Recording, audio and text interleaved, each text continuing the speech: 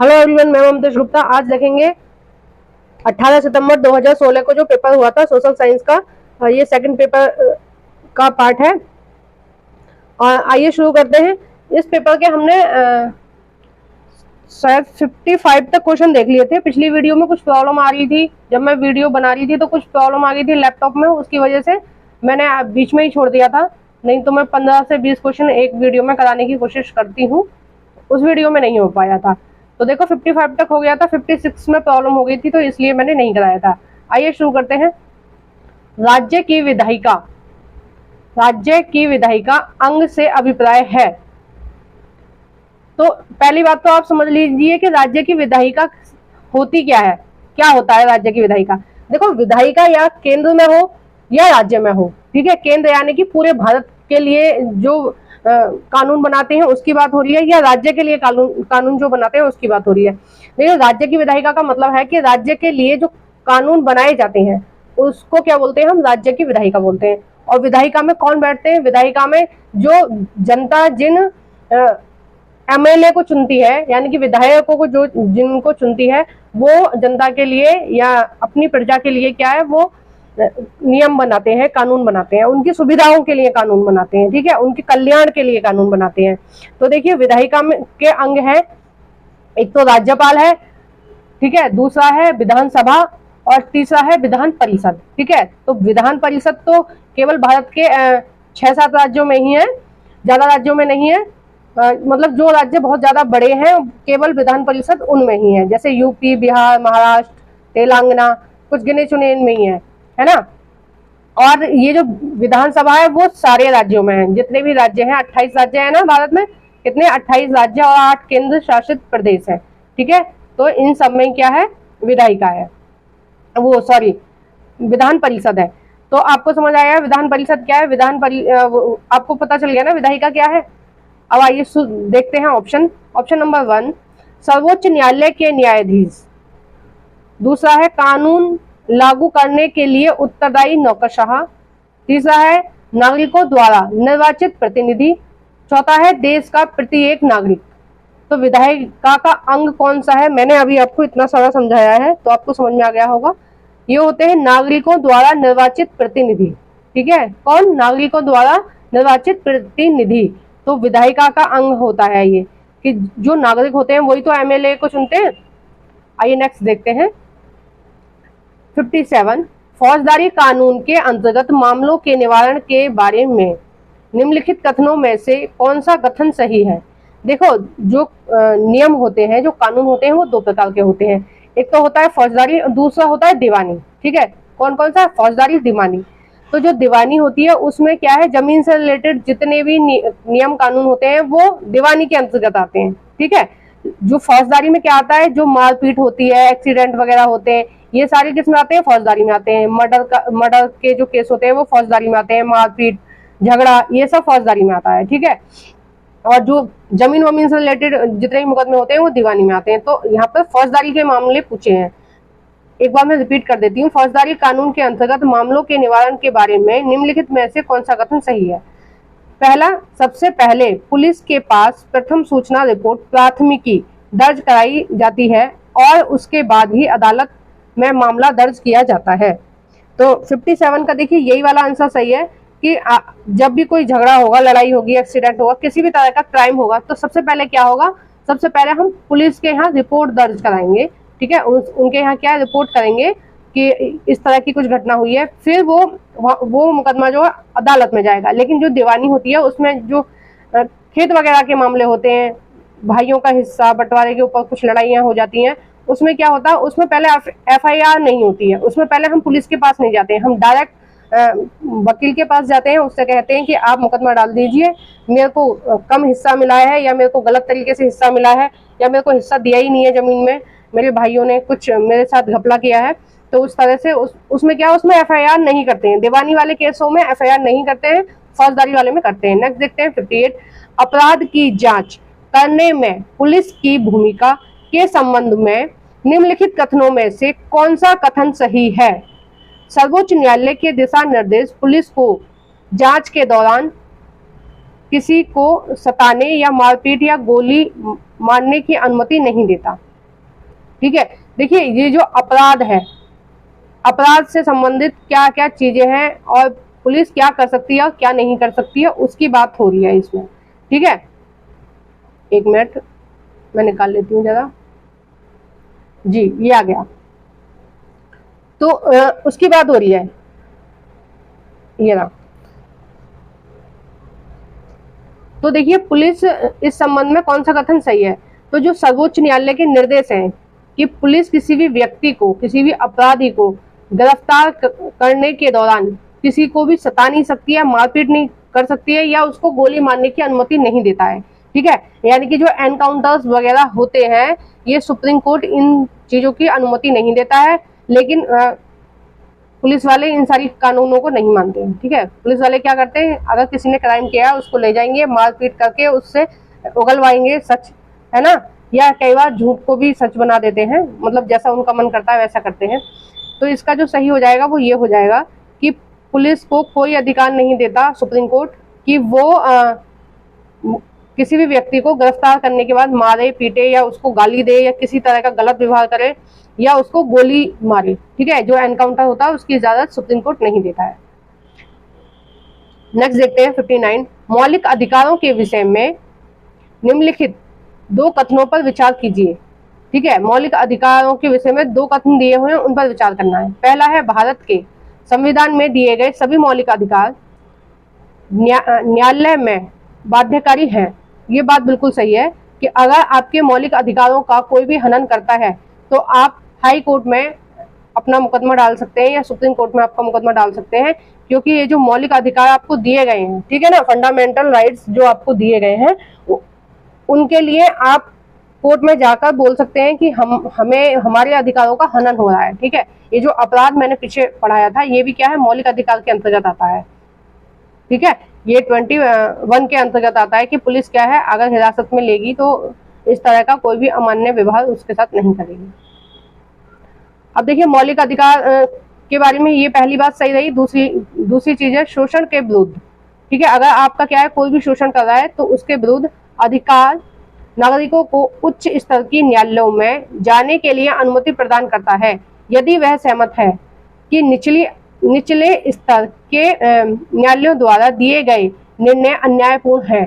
तो 59 का ये दोनों ही सही हो जाएंगे, ये दोनों ही सही हैं, क्योंकि देखिए अगर आपके मौलिक अधिकारों का हनन हुआ है, मान लीजिए आप किसी भी जाति या वर्ग के हैं और आपके साथ कोई गाली गलौज करे, आपके साथ गलत व्यवहार करता है, ठीक है, या आपको बोलने नहीं दिया जा रहा है कहीं पे, तो बोलने का अधिकार तो स्वतंत्रता के अधिकार में आता है ना, तो आपको बोलने नहीं दिया जा रहा, तो क्या आप कोर्ट में जाकर अपील कर सकते हैं कि देखिए ये मेरे मौलिक अधिकारों का हनन हुआ है, या आपको कहीं भी आने जाने की स्वतंत्रता से वंचित करा जा रहा है, या आपके साथ कोई पक्षपात किया जा रहा है ना, अस्पृश्यता अनुमूलन सत्र है ना, उसमें क्या है, अगर आप किसी के साथ छुआछूत या गलत व्यवहार करेंगे कि मतलब उसको अपने से नीचे समझेंगे, तो वो आपके खिलाफ कोर्ट में मुकदमा दायर कर सकता है कि इसने मेरे साथ ऐसा व्यवहार किया है। तो उसकी अगर आप निचले अदालतों से सहमत हैं कि हाँ उन्होंने आपको सही निर्णय लिया है आपके लिए, तो ठीक है। अगर आप निचली अदालत,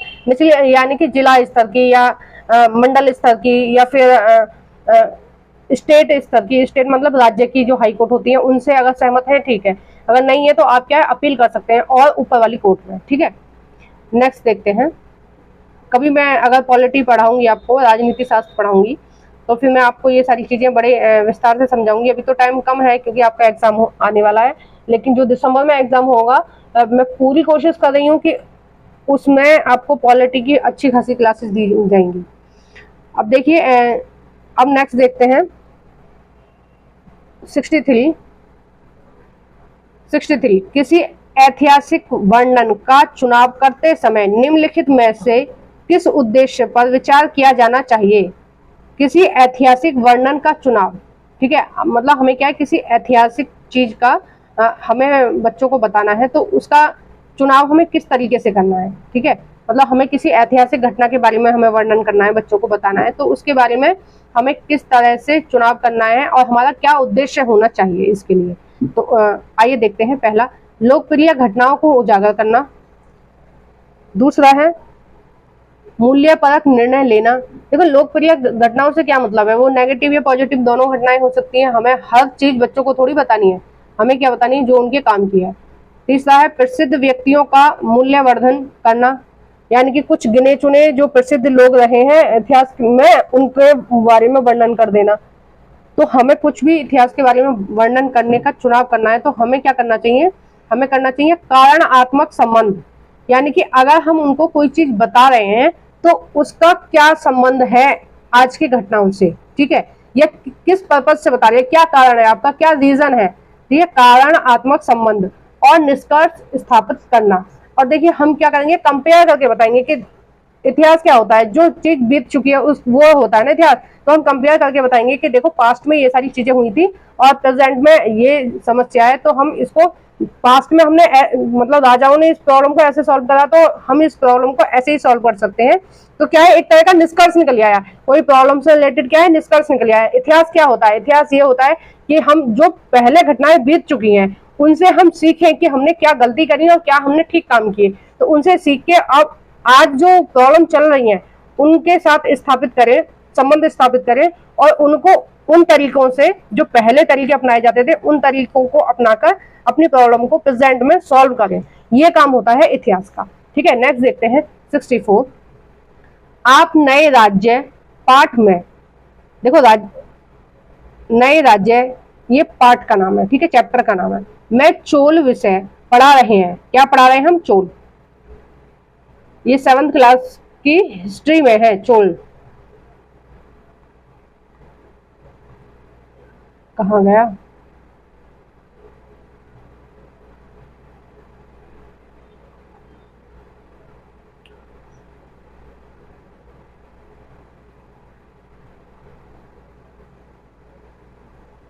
हाँ देखिए ये आ गया।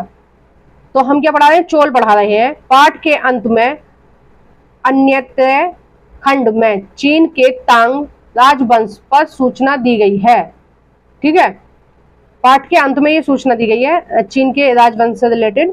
कक्षा 7 हमारे अतीत, सेकंड पृष्ठ संख्या 28।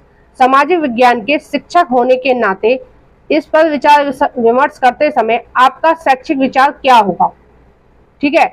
मतलब जो पाठ है नए राज्य, उसमें हम चोल पढ़ा रहे हैं तो हमें क्या है, इससे रिलेटेड करके कुछ बताना है। चीन के तांग राजवंश से रिलेटेड करके कुछ सूचना दी गई है तो उसको हमें पढ़ाना है। तो हम कैसे करेंगे, पहला है विभिन्न समाजों में ऐतिहासिक, ये ऐतिहासिक है, ठीक है, थोड़ी सी टाइपिंग मिस्टेक हो गई है, क्या है, ऐतिहासिक, ऐतिहासिक विकास की तुलना करना।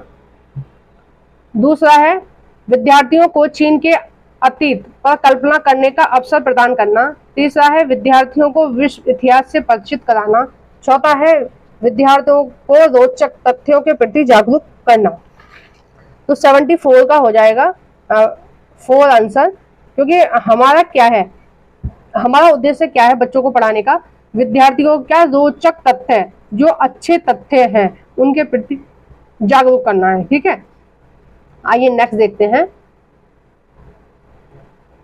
65। आप देखते हैं कि सामाजिक विज्ञान की कक्षा में विद्यार्थी कुछ पूर्वाग्रहों का प्रदर्शन कर रहे हैं। पूर्वाग्रह होते हैं कि हम किसी भी एक समुदाय के लिए या एक जाति के लिए या बाइलिंगुअल भी समझ सकते हैं कि लड़कियों के लिए गलत धारणा बनाना या लड़कों के लिए अपने दिमाग में गलत चीजों को बैठा के रखना, और बहुत पहले से ये चीजें चली आ रही हैं, ठीक है। जैसे हम लड़कियों के बारे में ये सोचते हैं कि लड़कियों को केवल घर का ही कामकाज करना चाहिए, बाहर जॉब वगैरह नहीं करनी चाहिए।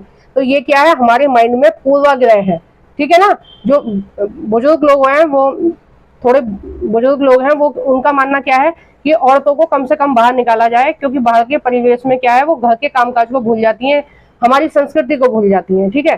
तो ये क्या है, एक पूर्वाग्रह है, ये एक गलत धारणा है लोगों के अंदर।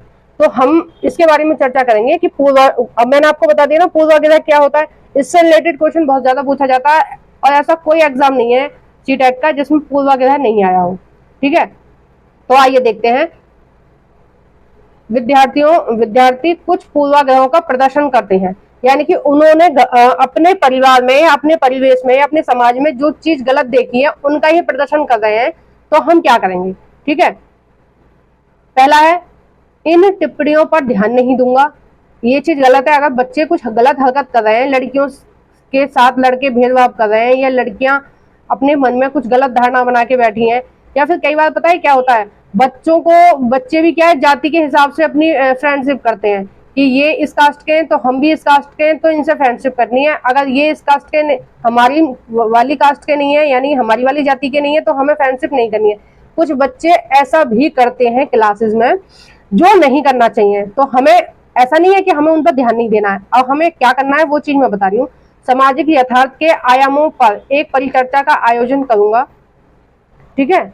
ये चीज एक सही है कि हमें उनको बताना है कि आपने ये जो मन में बैठा के रखा है, ये चीज क्या है, गलत है, और आपको ऐसा नहीं करना चाहिए।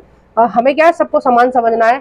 हम सबसे फ्रेंडशिप कर सकते हैं, सबसे बोल सकते हैं। स्कूल में हम क्यों आते हैं, और ये जो सबके लिए ड्रेस, एक ही ड्रेस का कानून क्यों है, क्योंकि ये हमें ये बताता है कि हम क्या है, एक जैसे हैं, हम क्या है, समान है सब, ठीक है। इसलिए ये ड्रेस पहनाई जाती है बच्चों को, ताकि बच्चे एक ही जैसे दिखें और आपस में एक जैसा समझें। और देखो, विद्यार्थियों को दंडित करूंगा, तो दंडित करना तो बिल्कुल गलत चीज है। अगर आप दंडित कर देंगे तो वो बच्चे क्या चैड़ में आ जाएंगे, वो बच्चे फिर वैसे व्यवहार करेंगे, आपके सामने नहीं करेंगे, फिर आपके पीछे करेंगे उस व्यवहार को, ठीक है ना। लेकिन जो कर रहे हैं वो करेंगे। तो दंडित करना कोई उपाय नहीं है। क्या है, बैठ के बात करो, उनको समझाओ कि भाई ऐसे नहीं करना चाहिए। फोर्थ है, पढ़ाए जा रहे अध्याय को पढ़ाना बंद कर दूंगा, तो ये भी कोई उपाय है नहीं। 66, सामाजिक और राजनीतिक जीवन पढ़ाने के लिए दिए गए उपायों ए और बी और सी में से सबसे उपयुक्त उपायों को चुनिए, ठीक है। क्या पढ़ाना है हमें, सामाजिक और राजनीति जीवन पढ़ाने के लिए। अब देखिए, पहला है व्यक्ति अध्ययन, दूसरा है परिभाषाएं, तीसरा है दृश्य सामग्रियां। हमें क्या पढ़ाना है, पॉलिटी पढ़ानी है, पॉलिटी में जीवन। तो 66 का जो सही आंसर है वो हो जाएगा दूसरा। ये तीनों ही सही है। बड़ा ही अटपटा सा क्वेश्चन है ये, अजीब सा, और सीटेट में 2-3 क्वेश्चन ऐसे बड़े अजीब से। क्वेश्चन नंबर 67, पाठंत प्रश्नों का सबसे उपयुक्त उपयोग है। पहला है, सीखे हुए को समझने में तथा अपने शब्दों में व्यक्त करने में विद्यार्थियों को सक्षम बनाना। तो पाठंत प्रश्न का सबसे उपयुक्त उपयोग क्या है, यही है कि आप पढ़ के क्या है, समझोगे कि ये किस बारे में बात हो रही है, और उसके बाद में क्या करेंगे, बच्चे अपने ही शब्दों में बताएंगे आपको कि हाँ हमने ये पढ़ा है। जैसे आपने पूरा चैप्टर पढ़ा दिया, तो आप कोई भी प्रश्न पूछ सकते हैं कि भाई इस प्रश्न का क्या आंसर है, तो बच्चे क्या है, अपनी तरफ से बताएंगे आपको कि इसका क्या आंसर है। तो पाठन का जो उद्देश्य है ये यही होता है कि बच्चों को पढ़ने के बाद वो अपने ज्ञान का प्रयोग करें। नेक्स्ट देखते हैं 68, सातत्य और समग्र मूल्यांकन के अनुसार आकलन के बारे में निम्नलिखित में से कौन सा उद्देश्य सबसे उपयुक्त है। देखिए, सातत्य और समग्र मूल्यांकन। देखिए, समग्र मूल्यांकन क्या होता है, मैं आपको बता देती हूँ कि जो आजकल जो प्राइवेट स्कूल में बच्चे पढ़ रहे हैं, पहले तो नहीं होता था ये वाला मूल्यांकन, ये अभी नया नया चला है। तो मैं बताऊं कि हमारे टाइम में तो नहीं चलता था ये सातत्य और समग्र मूल्यांकन। अब क्या होता है, बच्चे जो पढ़ते हैं प्राइवेट स्कूल में, उनके यूटी होते हैं, ठीक है, एसए होते हैं, एफए होते हैं। इसका मतलब यह है कि कुछ परीक्षाएं उनकी हर महीने ली जाती हैं, है ना, कि इस महीने में बच्चों ने क्या सीखा। और कुछ परीक्षाएं जो होती हैं वो हमारी ली जाती है, अर्धवार्षिक ली जाती हैं और वार्षिक ली जाती हैं, ठीक है। तो ये जो बीच बीच में एक्टिविटीज होती रहती हैं, कंपटीशन वगैरह होते रहते हैं, तो इन सब से मूल्यांकन किया जाता है। और अगर आपके परिवार में कोई प्राइवेट स्कूल में बच्चा पढ़ रहा होगा और आपने उसका रिपोर्ट कार्ड देखा होगा, तो उसमें सारी चीज लिखी होती है, बच्चे का हाइट, वेट, है ना, बच्चे की सारी एक्टिविटी, उसने किस किस एक्टिविटी में पार्टिसिपेट किया है, किस एक्टिविटी में उसने अच्छा परफॉर्म किया है, ये सारी चीज क्या है, रिपोर्ट कार्ड में लिखी होती है। तो क्या है, सतत, यानी कि लगातार उसका मूल्यांकन चल रहा है। हर रोज वो जो पढ़ के आ रहा है उसका मूल्यांकन हो रहा है कि बच्चा कहाँ तक सीख रहा है और कहाँ तक नहीं सीख रहा है, ठीक है। यही होता है सातत्य और समग्र मूल्यांकन। यानी कि जो रोज की वो एक्टिविटी कर रहा है, कुछ भी कर रहा है स्कूल में, तो जो रिपोर्ट कार्ड में क्या होता है, रिपोर्ट कार्ड में सब चीज का ब्यौरा दिया होता है कि उसकी कितनी अटेंडेंस रही है, उसने कौन कौन सी एक्टिविटी में पार्टिसिपेट किया है, कौन कौन से टेस्ट दिए हैं, और कौन सी चीजों में वो ज्यादा एक्टिव रहा है, कौन सी चीजों में डल रहा है। तो ये क्या है, सतत मूल्यांकन है। हमारे टाइम पे नहीं होता था। हमारे टाइम पे क्या 2 बार परीक्षा होती थी, एक बार अर्धवार्षिक यानी कि हाफ ईयरली, और फिर होते थे वार्षिक परीक्षाएं। ठीक है, 2 परीक्षाएं होती थी। और आजकल हर महीने परीक्षा होती है और हफ्ते में 2 एक्टिविटी तो होती है। तो ये क्या है, बच्चे का सतत मूल्यांकन है। ठीक है, अब देखिए जो ऑप्शन देख लेते हैं इसके 68 के। पहला है विषय वस्तु के बारे में विद्यार्थियों के प्रत्यय स्मरण का परीक्षण करना, यानी कि बच्चों ने क्या सीखा है उसका परीक्षण करना, यह आता है सतत और समग्र मूल्यांकन में। या दूसरा है विद्यार्थियों को उत्तर देने के लिए प्रोत्साहित करना। तीसरा है विद्यार्थियों की तुलना कर उनकी रैंक निर्धारित करना। देखिए, रैंक निर्धारित करना या उनको इस तरह से आकलित करना ये गलत चीज है ना। चौथा है विद्यार्थियों को अंक देकर प्रेरित करना, ये भी गलत है। अगर किसी बच्चे के किसी एक सब्जेक्ट में फुल मार्क्स आ गए तो ये साबित नहीं होता कि वो बच्चा हमेशा ही अच्छा है, हर सब्जेक्ट में अच्छा है। या एक बार उसने एक हफ्ते उसने पढ़ाई कर ली और अच्छे अंक लेके आ गया तो वो हमेशा के लिए अच्छा हो गया। और एक दूसरा बच्चा है वो हमेशा अच्छा रहता है, हर परीक्षा में उसके अच्छे मार्क्स आते हैं, क्लास में भी कोई प्रश्न पूछा जाता है तो उसका उत्तर देता है, लेकिन परीक्षा वाले दिन क्या हुआ, उसकी तबीयत खराब हो गई। तो हम क्या मानेंगे कि वो बच्चा बेकार है या उसने परीक्षा में अच्छा परफॉर्म नहीं किया क्योंकि उसकी तबीयत खराब थी।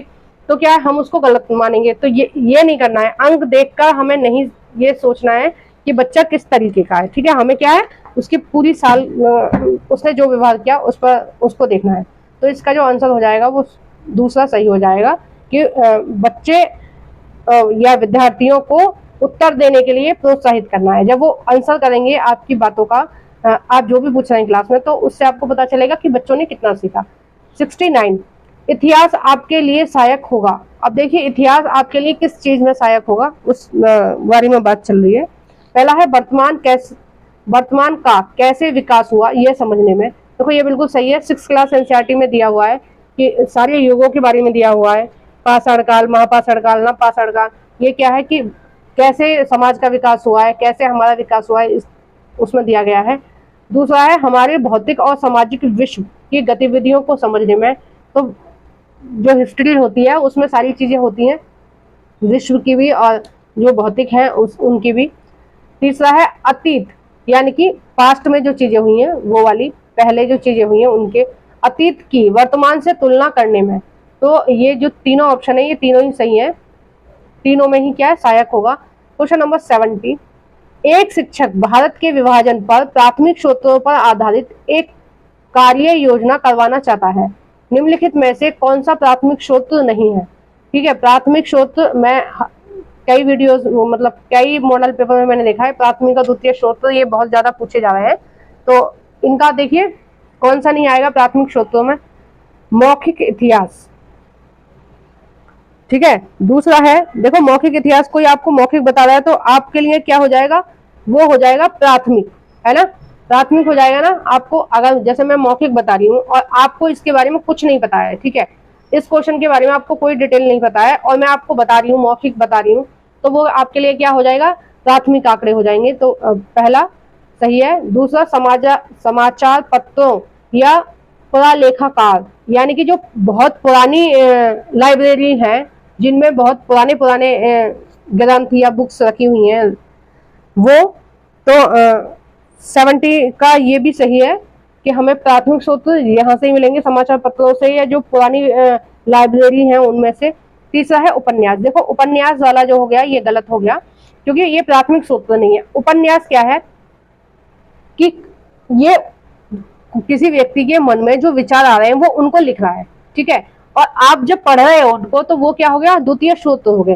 प्राथमिक स्रोत तो उस व्यक्ति ने जो मेहनत करी है उपन्यास लिखने में, उसने जो रिसर्च करी है वो होगा प्राथमिक स्रोत। ठीक है, उसने जो जो रिसर्च करी है और रिसर्च करके जो उपन्यास में लिखा है वो क्या होगा, प्राथमिक स्रोत होगा। ठीक है, लेकिन आप उस उपन्यास को पढ़ के अगर सीख रहे हो तो ये क्या हो जाएगा, ये द्वितीय स्रोत में आएगा। ठीक है, और आत्मकथाएं क्या है, किसी व्यक्ति ने अपने बारे में जो उसके साथ घटना घटित हुई है वो पूरी लिखी है। ठीक है, तो आत्मकथा उसने जो लिखी है उसके बारे में अगर आपको जानना है तो उसकी आत्मकथा को आप पढ़ के जान सकते हैं। तो ये क्या हो गया, ये एक तरह का प्राथमिक स्रोत हो गया। नेक्स्ट देखते हैं। अच्छा नेक्स्ट है ही नहीं, यहीं पे ये खत्म हो रहा है। तो इसी तरह की और वीडियोस के लिए सब्सक्राइब करें मेरा channel NCERT Mamtesh Gupta. Please मेरी वीडियो को लाइक भी किया करो और अपने फ्रेंड, जो भी फ्रेंड आपके सीटेट की तैयारी कर रहे हैं उनके साथ शेयर भी करा करो। और प्लीज एक छोटा सा कमेंट कर दिया करो। मैं आपके लिए बहुत मेहनत से ये वीडियो बनाती हूँ, तो थोड़ा सा आप मेरे लिए बस एक कमेंट करना है और वीडियो को लाइक करना है। और अगर आप पहली बार मेरी वीडियो को देख रहे हैं तो प्लीज प्लीज प्लीज चैनल को सब्सक्राइब कर लेना। Thank you for watching everyone.